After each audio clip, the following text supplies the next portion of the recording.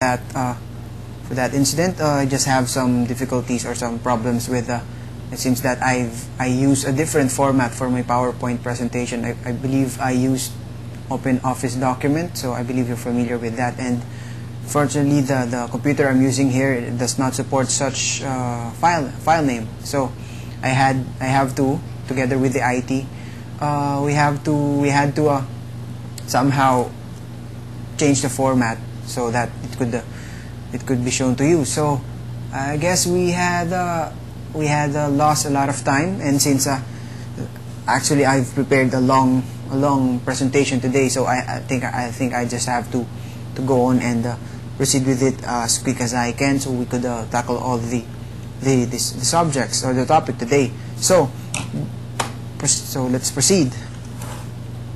So now,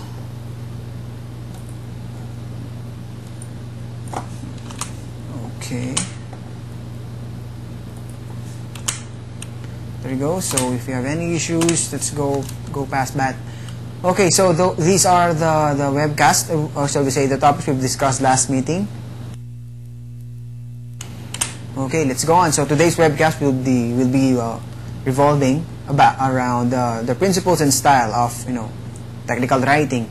So if you are somehow shall we say thinking why we are not yet on the discussion type of discussion, we're not yet discussing about different types of technical writing, because eventually I would just be discussing for this preliminary period about the different theories about technical writing, different, of course, principles and style. So as we go on through the different types of technical writing or the different forms of it, you will have the knowledge or the background about technical writing as a whole.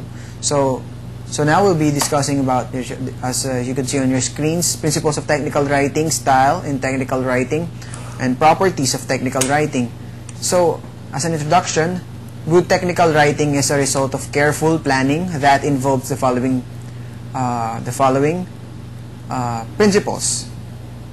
These principles will be stated and explained in this chapter. So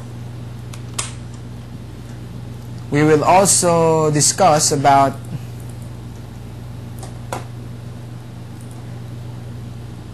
So we will also discuss about look into different writing styles and elements affecting style.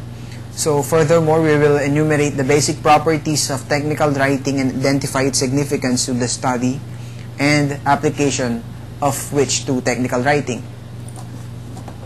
Okay, so let's just pass through those quickly. The objectives for this day would be demonstrate understanding principles of technical writing, familiarize oneself to the different styles of writing. Okay, another apply the styles learned on the future writing activities, enumerate the properties of good technical literature.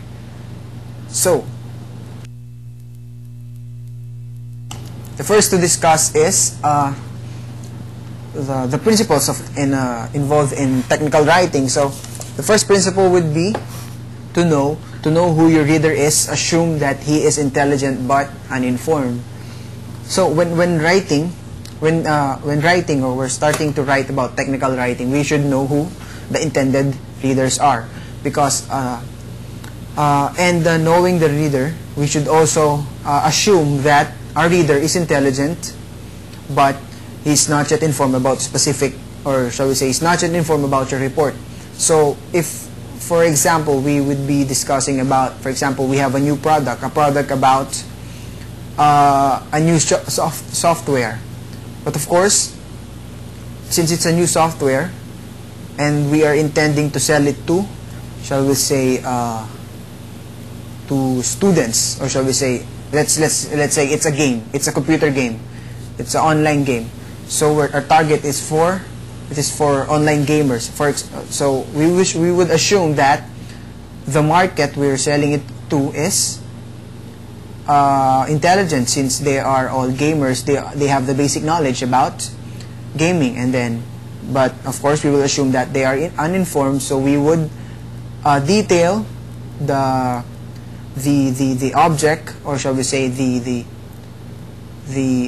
specifics of the game to them, in an order that they would somehow understand it. So by knowing the reader, we would know how we would present particular subject to them. So going on, the next one would be decide your purpose and make sure that every part of your writing contributes to achieving that purpose. So for now, for example, taking it from our example a while ago, since our product is a computer game or an online game, so our purpose is to make a technical report, or shall we say maybe it's a product specifications, or shall we say introduction to the game, how it should be played, or the mechanics of the game. So we should first decide our purpose. So our purpose of that technical writing is to educate the user on how to play the game. So it should be achieved that each part of that technical writing would contribute to that purpose, which is to educate the user. So we should see to it that each part would contribute to that. For example, we would first define terms which are relevant to the game, and then we would try to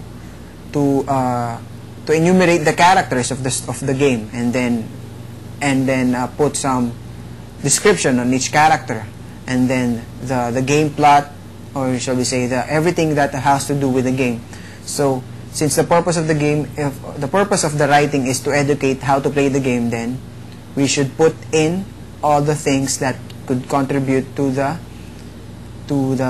purpose we are trying to achieve. And then the next principle would be use simple and concrete familiar language.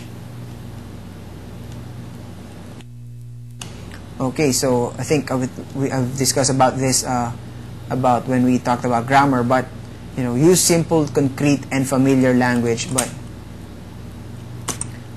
this would pertain to, of course, when writing a report, we should use simple and concrete familiar language, so it would not be that hard for the reader to interpret what we are trying to say. Concrete meaning it should be specific, or there would be, shall we say, in a way, we write sentence in a way that there's no need for shall we say, the reader to interpret it. Just mere reading it, they would understand it. There's no need for them to go between the lines, to read between the lines, to look for a dictionary, so they could understand the meaning of what you're trying to convey. So that's meaning concrete. It's just by reading it, they would understand what you're trying to transmit. And familiar language, of course, don't use highfalutin words, or shall we say technical words, so that they could easily understand the purpose, or shall we say the message you're trying to deliver. And then of course, check your writing according to this principle. So we would follow this principle. If you could see, tell your reader that what you are going to tell him, then tell him what you told him.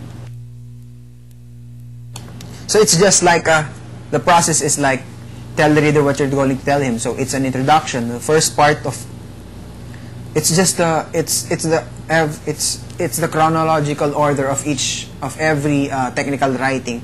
The first part would be letting the customer, or letting the reader know what you are, what the subject is about, what's the writing is about, and then tell him about the subject. And then after telling him about the subject, then tell him, and then summarize everything that you've told him, and so that's the basic principle of technical writing.